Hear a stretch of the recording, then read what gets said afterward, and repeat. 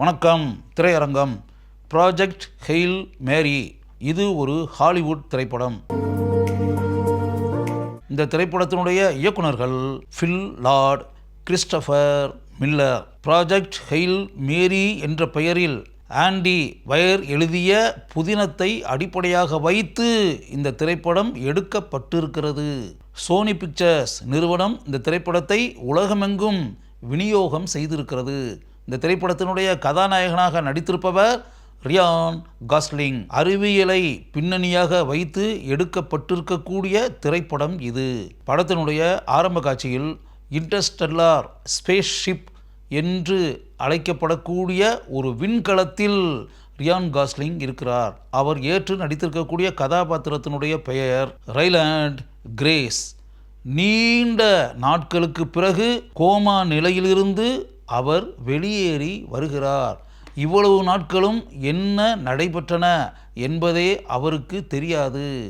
விழிப்படைந்து இருக்கும்போதுதான் அவருக்கு தெரிகிறது தான் ஒரு விண்கலத்தில் இருக்கிறோம் என்று. பூமியிலிருந்து ஏராளமான தூரத்தில் இருக்கக்கூடிய விண்கலத்தில் அவர் இருக்கிறார். அப்போது அவர் தன்னை பற்றி நினைத்து பார்க்கிறார்.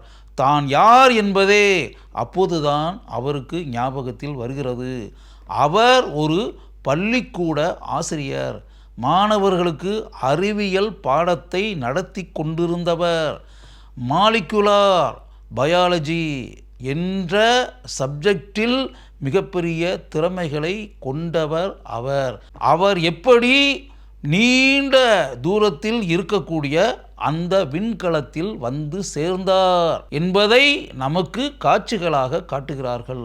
அவரை அங்கு அனுப்பி வைத்தவர் ஈவா ஸ்டேட் என்ற பெண்.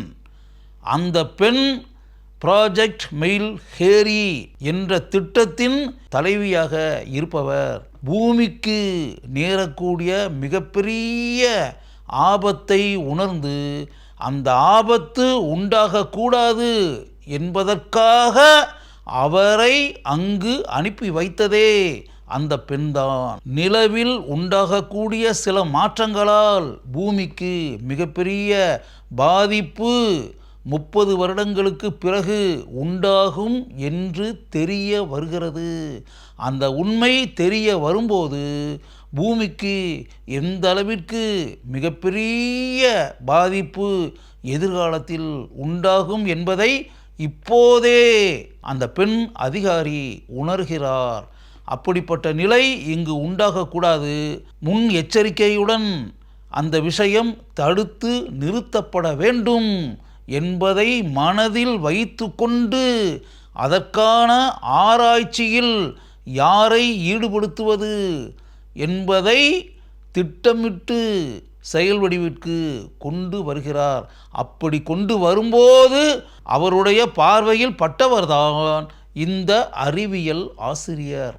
ஆரம்பத்தில் அவர் இந்த முயற்சியில் பங்கு பெறுவதற்கு மறுக்கிறார். எனினும் அவரை மயக்க நிலைக்கு கொண்டு வந்து அந்த முயற்சியில் ஈடுபடும் வகையில் அந்த பெண் செய்கிறார். அதற்கு பிறகு எப்படிப்பட்ட எதிர்பாராத சம்பவங்கள் நடைபெறுகின்றன என்பதை நாம் காட்சிகளாக பார்க்கிறோம். விண்கலத்தில் பயணம் செய்து போய் கொண்டிருக்கும்போது அங்கு எப்படிப்பட்ட எதிர்பாராத அதிர்ச்சி தரக்கூடிய சம்பவங்கள் நடைபெறுகின்றன என்பதை பார்த்து நாம் ஆச்சரியத்தின் உச்சிக்கே சென்று விடுகிறோம். வீனஸுக்கும் நிலவிற்கும் இடையே அவர் பயணிக்கும் காட்சிகள் மிகவும் அருமையாக படத்தில் படமாக்கப்பட்டிருக்கின்றன. கிரேஸ் தன்னுடைய பயணத்தில் வீனஸிற்கு அருகில் ராக்கி என்ற வேற்று கிரக வாசியை சந்திக்கிறார். அவர்கள் இருவருக்கும் இடையே ஒரு ஆழமான நட்பு உண்டாகிறது. பார்க்கும் திறன் அற்ற அந்த வேற்று கிரக வாசி எந்த அளவிற்கு கிரேஸுடன் நெருக்கமாகிறார் என்பதை பல காட்சிகளின் மூலம் நாம் பார்க்கிறோம்.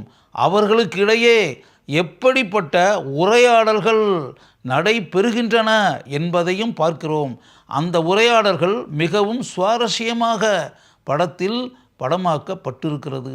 கிரேஸும் அந்த வேற்று கிரக வாசியும் ஒருவரோடு ஒருவர் தொடர்பு கொண்ட பிறகு எத்தகைய மாற்றங்கள் இந்த திரைப்படத்தின் திரைக்கதையில் உண்டாகின்றன என்பதை பார்த்து நாம் ஆச்சரியப்படுகிறோம்.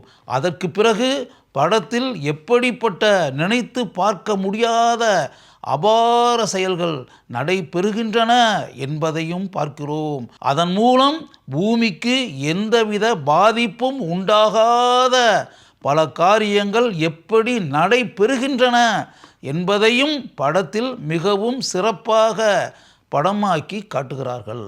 தனக்கு மிகவும் நெருங்கிய நண்பனாக ஆகிவிட்ட ராக்கியை மிகப்பெரிய துயர கட்டத்திலிருந்து எப்படி கிரேஸ் காப்பாற்றுகிறார் என்பதை காட்சியாக பார்க்கும்போது நமக்கு அளவற்ற ஆனந்தம் உண்டாகிறது.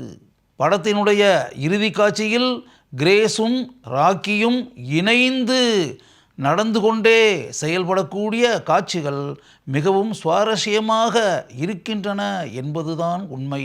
ரைலாண்ட் கிரேஸ் என்ற கதாபாத்திரத்தில் ரியான் காஸ்லிங் மிகவும் அருமையாக நடித்திருக்கிறார். அந்த கதாபாத்திரத்திற்கு இவர் கச்சிதமாக பொருந்தி இருக்கிறார்.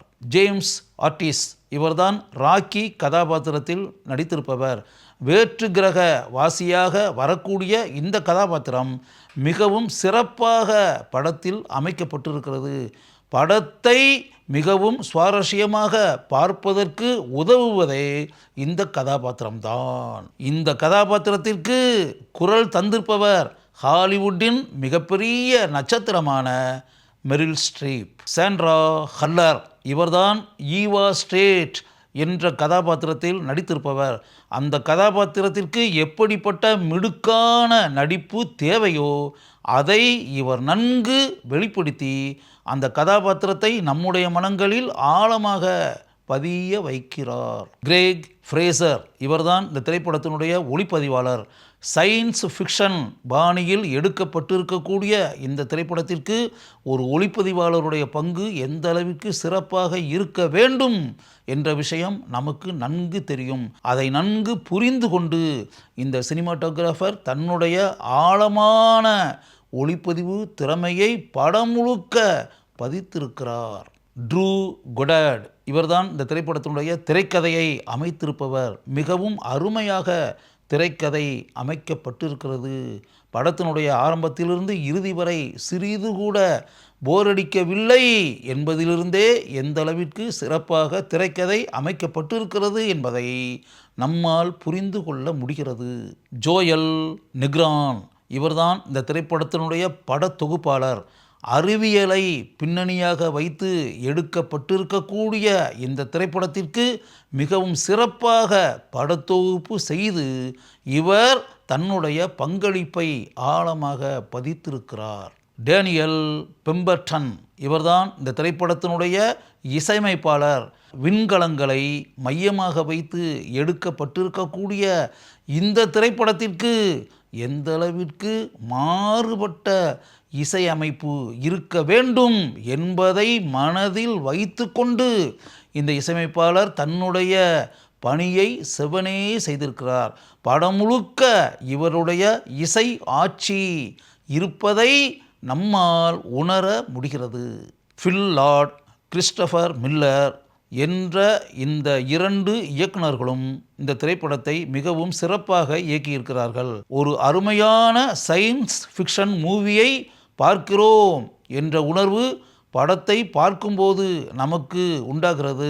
அதற்கு காரணம் இவர்களுடைய மிகவும் சிறப்பான இயக்கம். ஒரு அருமையான சயின்ஸ் ஃபிக்ஷன் மூவியை பார்க்க வேண்டும் என்று ஆசைப்படுகிறீர்களா? ப்ராஜெக்ட் ஹெயில் மேரி என்ற அமெரிக்க திரைப்படத்தை ஒரு முறை பாருங்கள். அந்த திரைப்படம் உங்களுக்கு நிச்சயம் பிடிக்கும்.